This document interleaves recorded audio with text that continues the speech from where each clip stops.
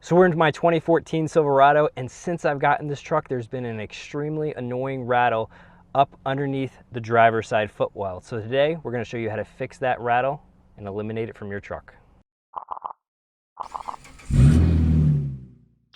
So the issue that we're talking about is the annoying rattle that comes from underneath the steering wheel on the driver's side footwell area. To access the area and get rid of this rattle, you're going to need a T10 Torx pick. And there are two screws you need to remove, one right here and another one over at the end.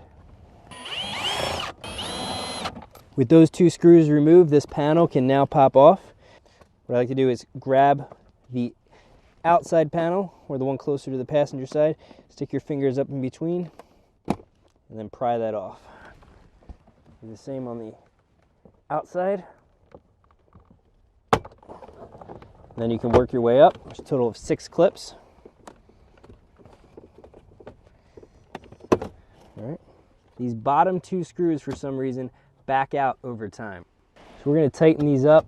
Now, if these do keep backing out, what you can do is take some purple thread locker and put that on the threads and then put these screws back in. But I'm hoping that just snugging these up will do it.